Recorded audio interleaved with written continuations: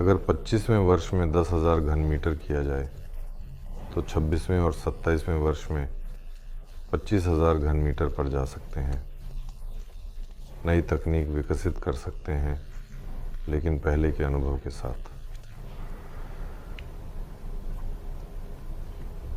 यहाँ तुम कुछ उपयोगी भार के बारे में बता सकते हो। यहाँ ये स्पष्ट है, सेल टॉवर संचार सुनिश्चित करना। भार और उपकरण के आकार के बीच संबंध वास्तव में रेखीय नहीं है। यह उन ऊंचाइयों के बारे में अधिकतर है जहां हमें वास्तव में उड़ान भरनी है। विस्तार से हमारे लिए लक्षित ऊंचाइयां 18-22 किलोमीटर हैं, लेकिन कुछ कार्य हैं जिनके लिए नीचे आना ज़रूरी है, लेकिन 15 किलोमीटर से नीचे नहीं, वरना वहां तो विमान है। और कुछ कार्य हैं जिनके लिए ऊंचाई बढ़ानी होगी। ये पहले से ही 25-30 किलोमीटर, 30 किलोमीटर और यहाँ तक कि 40 किलोमीटर है। स्वाभाविक रूप से 40 किलोमीटर पर 5 किलोग्राम लॉन्च करने के लिए 15 किलोमीटर पर वही करने की तुलना में काफ़ी बड़ा आकार चाहिए, यानी यह वायुमंडल का विरलन है। इसलिए वास्तव में 40 किलोमीटर की ऊंचाई पर आवरण काफ़ी पहले ही फट जाएगा। इसका आकार बस इतना नहीं होगा कि हीलियम के लिए फैल सके। 10,000 घन मीटर से अधिक के उपकरणों के लिए उपयोगी भार के बारे में, जैसे कि ये पुनरावृत्ति स्टेशन हो सकते हैं, यह वैज्ञानिक उपकरण हो सकता है। यह उपकरण उड़ान की अवधि सुनिश्चित करने के लिए आवश्यक है। उपकरणों के विभिन्न प्रकारों के लिए, जिनमें शामिल हैं विभिन्न प्रकार के उपकरणों की विस्तृत श्रृंखला जो कि विभिन्न वैज्ञानिक उद्देश्यों के लिए उपयोगी हो सकते हैं। अगर बात कुछ महीनों और बड़ी क्षमताओं की हो रही है तो यहाँ ऊर्जा सुनिश्चित करना भी उचित है। उदाहरण के लिए यह सुनिश्चित करना भी महत्वपूर्ण है। ये बहुत सारी सौर पैनल हैं, ये बहुत सारा तरल हाइड्रोजन है। उदाहरण के लिए यहाँ तक कि गैस भी ले जाई जा सकती है। हाँ, और निश्चित रूप से हम 10,000 घन मीटर के उपकरण पर बर्फ़ की खोज के लिए एक रडार की शक्ति प्रदान कर सकते हैं, और 25 या 100,000 घन मीटर के उपकरण पर हम काफ़ी अधिक शक्ति प्रदान कर सकते हैं। ये वास्तव में एक अनुमति का सवाल है, और ये पहचानने की दूरी और संचार की दूरी का सवाल है, यानी वहाँ मौजूद उपकरणों की तकनीकी क्षमताओं का सवाल। यह उस संख्या का सवाल है जो यह उपकरण प्रदान करता है, क्योंकि 60 किलोग्राम के वज़न वाला टॉवर, अगर मुझे सही याद है तो यह कुछ दर्जन, शायद 100 उपभोक्ताओं को सेवा देता है।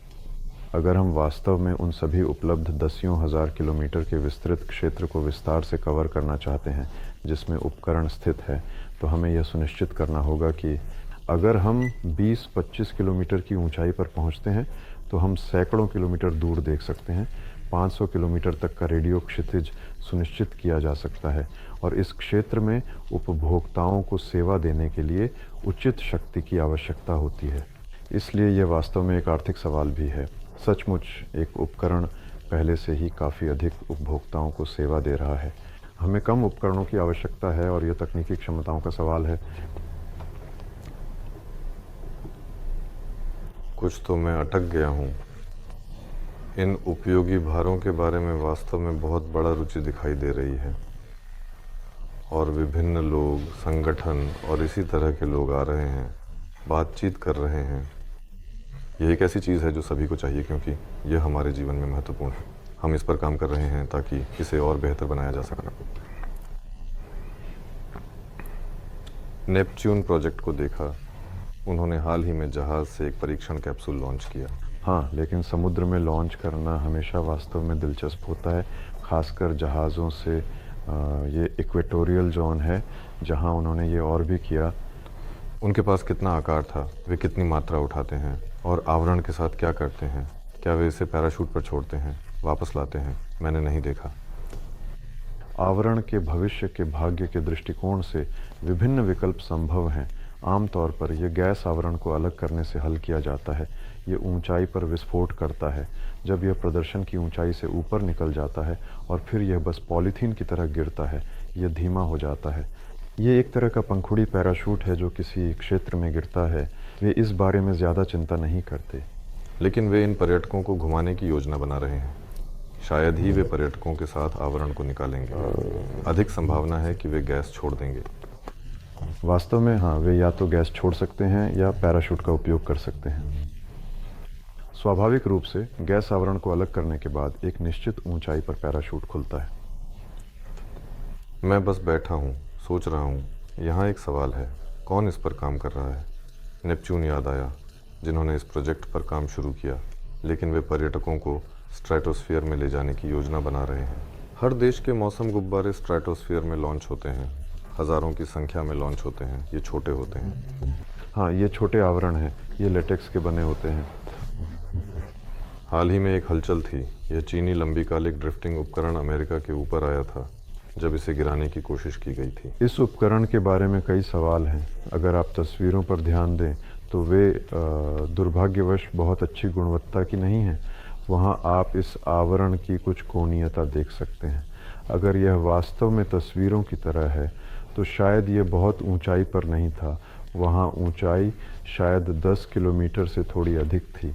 यह 20-30 किलोमीटर की ऊंचाई पर कोई अप्राप्य स्ट्रेटोस्फीयर नहीं थी। वहाँ काफ़ी शोर था। वास्तव में ऐसे उपकरणों के माध्यम से राज्य सीमाओं को पार करने का सवाल वास्तव में काफ़ी दिलचस्प है।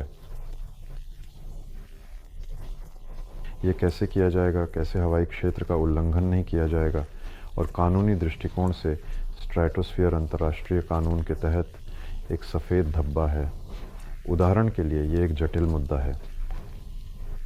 ऐसी सूचना है कि हमारी ओर से भी प्रतिदिन कुछ जांचयान उड़ान भरते हैं। आप उन्हें मानचित्र पर खोल सकते हैं।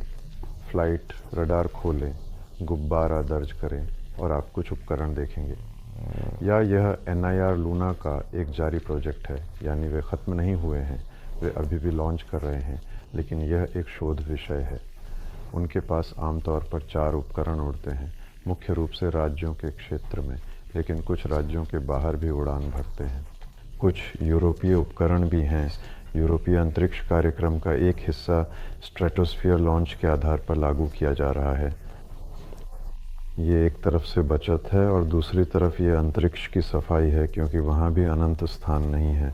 स्ट्रेटोस्फीयर में कई लॉन्च किए जाते हैं। और हमारे देश में कौन इस पर योजना बना रहा है या पहले से ही इस पर काम कर रहा है? मुझे एक कंपनी के बारे में पता है, एक शेयरधारक समाज जो सैन्य उद्देश्यों के लिए कुछ करने की योजना बना रहा है। तो यहाँ स्ट्रेटोस्फीयर में लंबे समय तक उड़ान भरने के दृष्टिकोण से मुझे लगता है कि हमारी टीम वास्तव में सभी पहलुओं में आगे है, हालांकि हम अभी शुरुआत में हैं, निस्संदेह। लेकिन यहाँ कई युवा उत्साही समूह भी हैं जो स्ट्रेटोस्फीयर के प्रति आकर्षित होते हैं और प्रेरित होते हैं। ये लेटेक्स लॉन्च और कुछ छोटे गैस के आवरण हैं जो वास्तव में खुद के पॉलीथीन उत्पादन से बने हैं। हम ऐसा भी देख रहे हैं, कई कंपनियां हैं जो वर्तमान घटनाओं की लहर पर आयातित गुब्बारों के साथ काम करना शुरू कर चुकी हैं। इसमें सरकारी भी शामिल हैं, जो मुझे वास्तव में बहुत आश्चर्यचकित करता है। और एरोस्टैटिक विषय, स्ट्रेटोस्फीयर का विषय अब गति पकड़ रहा है। रूस में कम से कम 4 कंपनियां हैं जो बख्तरबंद वाहन पर चढ़ने, झंडा उठाने और यह कहने की कोशिश कर रही हैं कि वे वास्तव में हमारे देश में और शायद पूरे यूरेशियन क्षेत्र में वायु परिवहन के केंद्र हैं। ये वास्तव में आश्चर्यजनक है, क्योंकि वास्तव में बस कुछ साल पहले यह विषय वास्तव में किसी को भी ज़रूरी नहीं था। वास्तव में कोई भी इसमें संभावनाएं नहीं देख रहा था। दुनिया कैसे बदलती है, राय कैसे बदलती है। सब कुछ ऐसा लगता है, यह चक्रीय है। इलेक्ट्रिक कारें एक समय पर 100 साल पहले आई थीं, वे चलती थीं, अब फिर से उनके बारे में याद किया जा रहा है। ठीक उसी तरह से हवाई जहाज़ों के बारे में भी वायु परिवहन नहीं भूला। कुछ ट्रिगर्स होते हैं जो स्पष्ट रूप से सार्वजनिक रुचि को उत्तेजित करते हैं। तो तकनीक के विकास के दृष्टिकोण से, तकनीक के विकास के नियमों के अनुसार निश्चित रूप से अन्य तकनीकी क्षेत्रों में नई उपलब्धियां, तकनीक के प्रकार के प्रति नया दृष्टिकोण नए परिणामों को सुनिश्चित करते हैं। हल्के सामग्री, अधिक गैस धारण करने वाली सामग्री, बेहतर वेल्डिंग तकनीक, मापने के लिए बेहतर उपकरण, फिक्सेशन के लिए टेलीमेट्री, प्रबंधन और इसी तरह की इलेक्ट्रॉनिक्स। हाँ, पुराने चीज़ों को नए तरीके से देखने के लिए मजबूर करता है। 30 के दशक में 20 किलोमीटर की ऊंचाई पर किसी कंप्यूटर की बात नहीं की जा रही थी, लेकिन अब हम अच्छी गणनात्मक शक्तियाँ प्रदान कर सकते हैं। लेकिन वे 3 लोगों को वहाँ आराम से और थोड़ा और आराम से ले जा सकते थे। मुझे लगता है कि यह एक प्रकार का संतुलन है।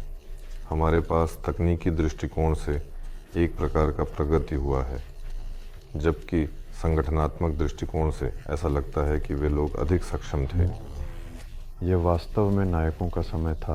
पहला व्यक्ति जो अंतरिक्ष में गया, पहला व्यक्ति जो चांद पर गया, पहला व्यक्ति जो स्ट्रेटोस्फीयर में गया, मरीनर ट्रेंच में, कहीं और। यानी ये ऐसे हैं, जानते हो, गुब्बारा, नोबेल और आर्कटिक अभियान, चकालोव, उत्तरी ध्रुव के पार उड़ान। और हमेशा जब आप इस कहानी से जुड़ते हैं तो हमेशा लोगों की ज़िंदगियों की बात होती है। वास्तव में ये लोगों की ज़िंदगियां, उन्हें खोने का जोखिम हमेशा तकनीक को सक्रिय करता है।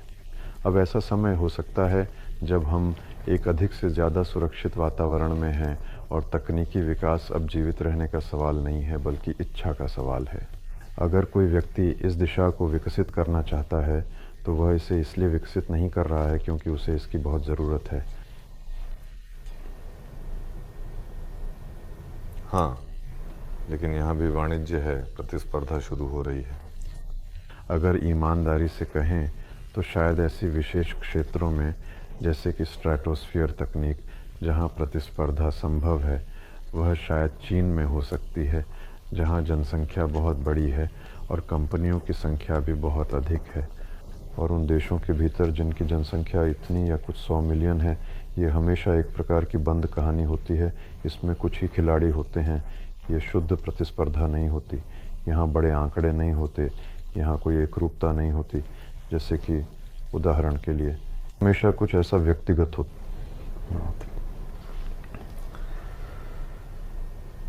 और एक काफ़ी बड़े देश के बारे में, जब वे हमारे मेहमान थे, एक अफ्रीकी भूमध्य रेखीय देश, हमने कहा कि हम इस गर्मी में कुछ चीज़ें भूमध्य रेखा से लॉन्च करने के लिए तैयार हैं, और शायद यहाँ तक कि जहाज़ से भी। हमने कहा वे मदद करेंगे। तो फिर कौन सी प्रतिस्पर्धा?